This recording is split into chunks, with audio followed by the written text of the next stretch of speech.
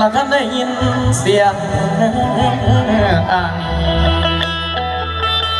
ตามสายลมวอนวิงวอนฝากให้หนูบางอ่อนผู้สาวผู้ตัวหน้ามาเป็นเพื่อนต้องใจละขอพระคุณเจ้าของดวงดอกไม้บอกให้ดีอีกในทางกับทั้งพวงมาลัย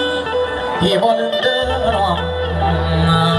แป๊บเดียวมาบอกเป็นเล็กใจให้ดี